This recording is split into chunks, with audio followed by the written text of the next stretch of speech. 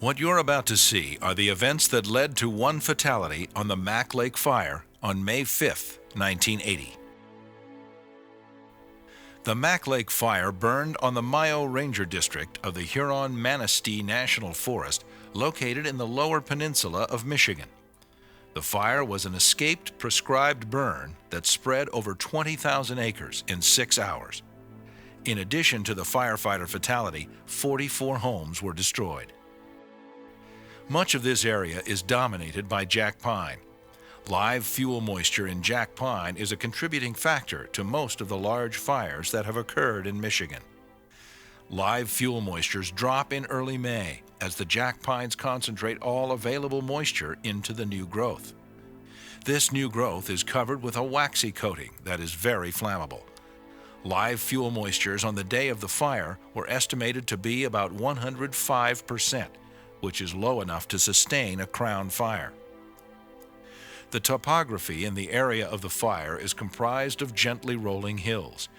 There is a significant intermix of developed subdivisions within the forest boundaries. Weather observations at 10:45 hours on the morning of the fire were temperature 82 degrees, relative humidity 34%, wind southwest at 8 to 12 miles per hour.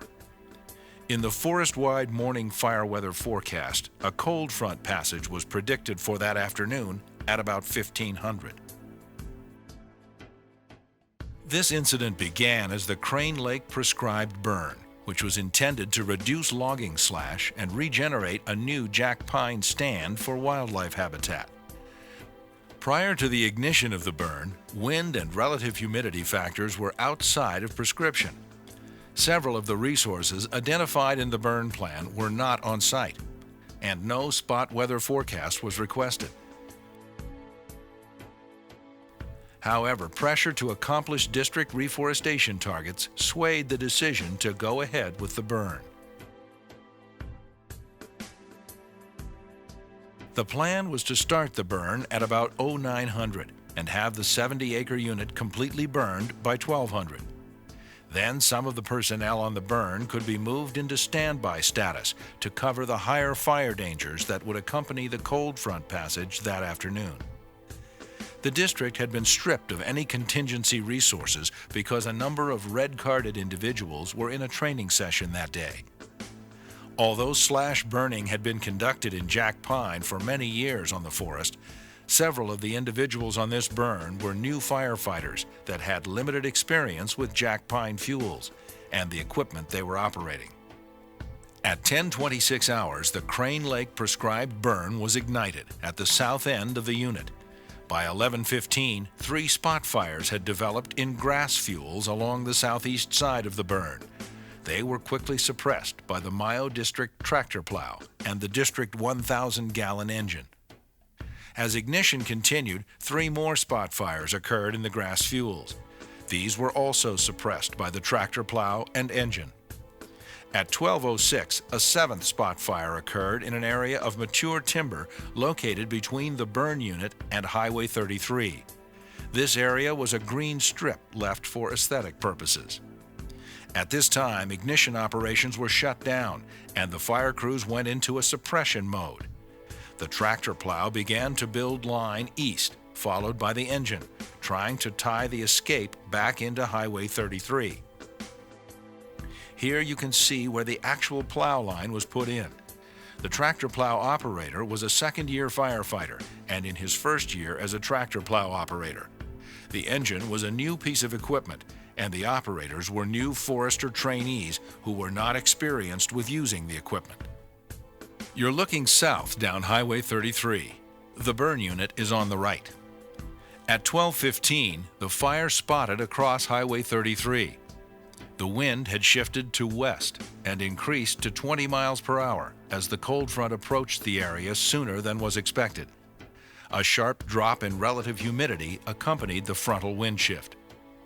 This spot fire grew to 3/4 of an acre and was suppressed by the tractor plow and engine. However, another spot fire started just to the north. This spot began torching trees almost immediately. The tractor began to plow the north flank of this next spot fire, but could not get a line around it.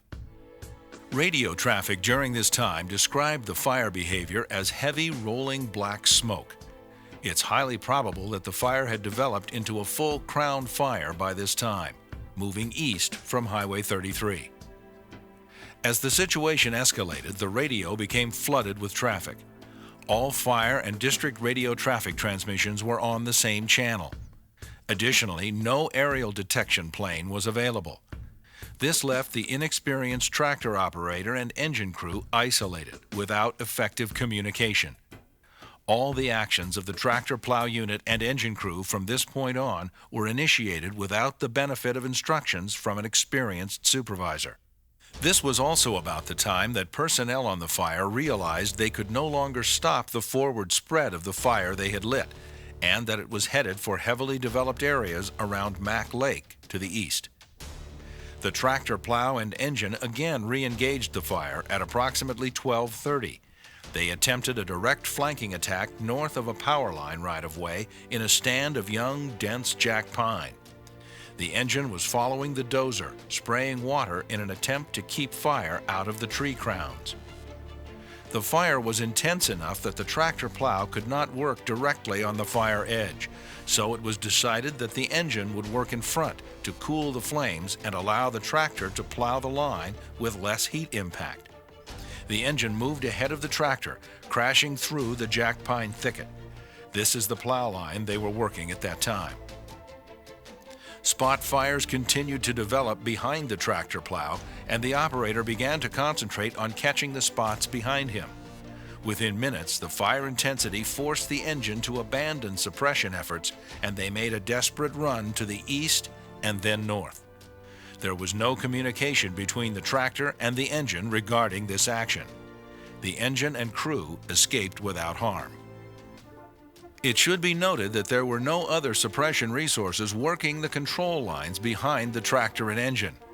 Rapid fire spread from unsecured control lines and the numerous spot fires began to threaten the location where the tractor plow was working. At this point, the tractor operator left the original line and moved 75 feet to the north and continued in a flanking attack. He began to plow, but must have finally realized his effort was ineffective and tried to escape, moving away from the flank of the fire. At approximately 12:40, he abandoned the tractor and began to run as his position was overtaken by the fire. His body was found within 100 feet of the tractor. Less than 30 minutes after the burn had escaped, a firefighter was dead. Significant horizontal roll vortex activity and associated rapid rates of spread along the fire's flanks occurred on this fire, as evidenced by the burn patterns. At its peak, between 12:30 and 1500, this fire burned at an average rate of spread of 2 miles per hour. Spotting was occurring up to 1/3 of a mile ahead of the fire, and a column of smoke of up to 15,000 feet was created. The fire was finally controlled at 24,800 acres. This infrared satellite image shows the final fire perimeter.